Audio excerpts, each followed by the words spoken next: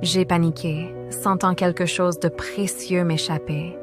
À ce moment-là, j'ai appelé Alex, la seule personne en qui j'avais confiance autrefois.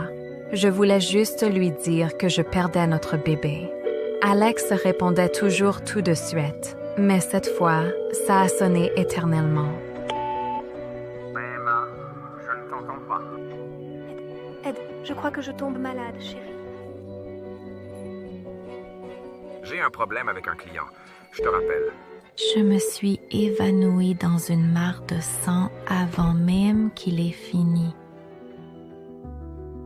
Je t'ai dit de ne pas faire des coups comme ça. Mais tu avais promis que ce voyage était juste pour moi.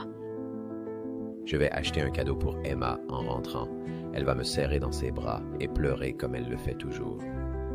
Quand je me suis réveillée, le médecin m'a dit avec regret que j'avais perdu mon bébé. Je suis devenue insensible, mais les larmes continuaient de couler. Mon professeur à l'étranger m'a envoyé un message pour prendre de mes nouvelles. J'ai dit que je me reposais. Il a gentiment proposé de m'accorder un délai supplémentaire.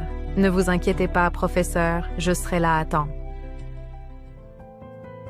J'ai bloqué Alex surtout et j'ai pris un avion pour Berlin. Je lui ai laissé une surprise spéciale pour son anniversaire. Alexander, j'espère que nous ne nous reverrons jamais. Elle ne ignore jamais mes appels sans raison. Quelque chose doit clocher. Je pense que Madame Reed est partie en voyage. Je l'ai vue partir avec quelques vêtements. Elle a seulement pris ses affaires de tous les jours. Pour Alex, ouvre le jour de ton anniversaire. Je suis arrivée à Berlin après la tombée de la nuit. Dans le terminal, j'ai entendu quelqu'un appeler mon nom. Emma, enfin je t'ai ici.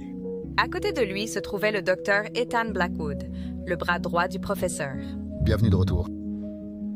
Nous étions autrefois l'équipe parfaite, puis j'ai choisi le mariage plutôt que la recherche. Il a respecté cela et a dit qu'il m'attendrait toujours. Après 3 ans avec Alex, au moins quelqu'un était vraiment heureux de me voir. Des jours d'épuisement et de douleur avaient poussé mon corps à ses limites. Tu as assez souffert. Pendant ce temps, la fête d'anniversaire d'Alex était sur le point de commencer.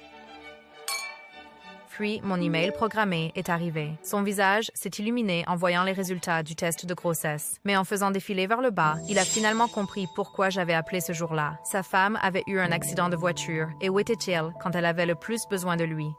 S'embrasser avec sa maîtresse, se promener, faire l'amour. Puis, il se souvint de mon cadeau d'anniversaire. Il se précipita à l'étage, déchirant la boîte cadeau. L'alliance et les papiers de divorce tombèrent par terre.